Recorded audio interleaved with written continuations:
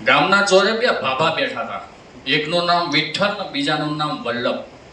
અને ત્યાં પછી એક વિદેશી માણસ પસાર થયો અને વિદેશીને એમ થયું કે લાવ કાકાને થોડું કઈક એડ્રેસનું પૂછીને એને પૂછ્યું, ખખા યહાં સે જૂનાગઢ જાને કા રાસ્તા ખીંચના હૈ. બાબાએ આમ જોયું, હાલતી નો થાન મગજ ખાધા વગર.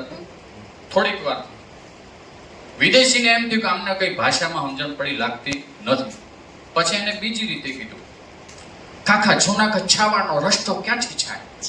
હવે જાન ભલા આદમી અહીં હવારનો તડકો વેઠું છું, 3-4 વાર આવું થયું. એને 3 થી 4 જુદી જુદી ભાષામાં વાત કરી. અને થોડી વાર થઈને પેલા વલ્લભના બાજુમાંથી વિઠ્ઠલ બોલ્યો, હે વલ્લભ, હવે એવું લાગે છે કે 70 વર્ષે આપણે બધી ભાષા શીખી લેવી જોઈએ. ત્યાં ઓલો વલ્લભે કીધું, વિઠા જોસન ત્યંત બેહીરો, આમાં કોઈ જાજુ શીખવાનું છે નહીં. એટલે વિઠ્ઠલ કે ચમ? તો કે એને મારા બેટાને 3 ભાષા આવડતી હતી તોય મેળ પડ્યો.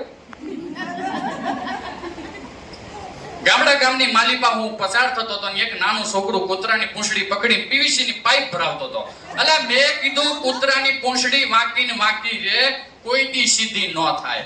અને ઓલો છોકરો કે સાહેબ, મારે ક્યાં પૂંછડી સીધી કરવી, મારે તો પાઇપને ઓકી કરવી છે. અને છેલ્લે તો અંગ્રેજી ભણવાનો એટલો બધો ક્રેઝ, એમાં પાછા CBSE વાળા. એક બેન ગાંઠિયા વાળાની દુકાન આગળ ગયા, પછી કે મને વેનીલાના ગાંઠિયા આપો ને. ઘડીક તો પેલો ગાંઠિયા વાળો આમ કાતરિયા ખાઈને જોઈ રહ્યો. ઓ ભાઈ, તમને કહું છું, મને વેનીલાના ગાંઠિયા આપો ને. થોડી વાર થઈને પછી પેલા કાકાએ કીધું, બેન તમે CBSE બોર્ડમાંથી? કે હા, મારો દીકરો CBSE વાળા બોર્ડ એને માર્યું છે. વણેલા ગાંઠિયા આવે, વણેલા, વેનીલાના ગાંઠિયા નો આવે. અને નવા સગપણ થાય એટલે બેકગ્રાઉન્ડમાં ગીત વાગે. કદાચ પહેલા તમને યાદ હોય તો બીજી વખત અત્યારે યાદ કરાવું કે નવા સગપણ થાય. આમ જોવામાં બધું આવે, ઘર, જમીન, જાયદાદ, સંપત્તિ, પૈસો, સરકારી નોકરી, અમદાવાદમાં મકાન છે, સુરતમાં મકાન છે, AC છે, ગાડી છે, અને બધું થઈ જાય પછી કે જોડિયો તો ઉપરવાળો જ બનાવો. અને નવા સગપણ થાય ત્યારે ગીત કેવું ગાય કે પાન લીલું જોયું ને તમે યાદ આયા, પાન લીલું જોયું ને તમે યાદ આયા. અને લગનના 25 વર્ષ થઈ જાય અને પછી જે ગીતનો આલાપ બદલાય અને કેવું ગાય, પાછળથી બે બેઠા હોય કે ક્યાંક કૂતરું ભસ્યું ને તમે યાદ આયા, ક્યાંક પરણી ફૂટી ને તમે યાદ આયા, આજે કામ કરવાનો મારો વારો આયો, કામ વાળી ભાગીને તમે યાદ આયા, તમે યાદ આયા. થોડાક સમય પહેલા આપણા જે આ ડોક્ટર સાહેબ છે ને, એવા ડોક્ટર સાહેબે દવાખાનાની બહાર બોર્ડ મારેલું કે જે કોઈ દર્દી આવે અને મોબાઈલની ભાષામાં વાત કરવી, તમારી જે પણ પીડા હોય. અને સૂચના વાંચી પછી દર્દી અંદર એન્ટર થયો, દર્દી તો અડીએ ચડી ગયો કે મોબાઈલની ભાષામાં.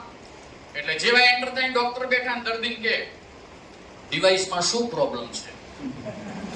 એટલે દર્દીએ પછી જવાબ આપ્યો, છેલ્લા ઘણા સમયથી ઇનકમિંગ બંધ થઈ ગયું છે અને આઉટગોઈંગ ફૂલ થઈ ગયું છે.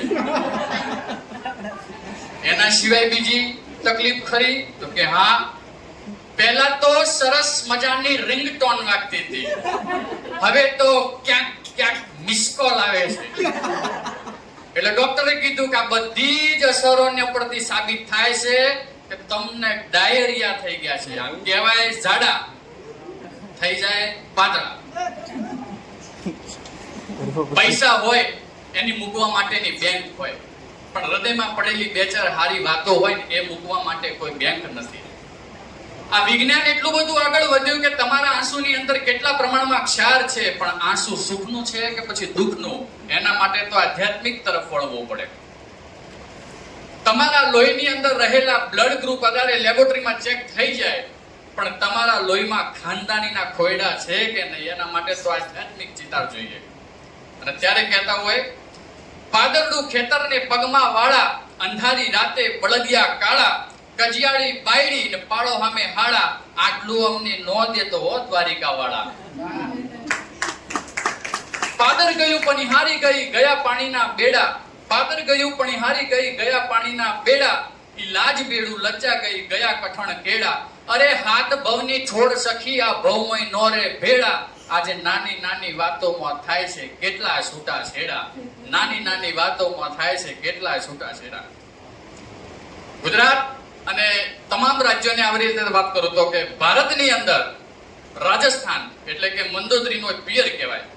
આ રાજસ્થાન વાળા રાવણને પોતાનો જમાઈ માને અને બાકીના બધા રાજ્યો વાળા પોતાના જમાઈને જ રાવણ માને છે.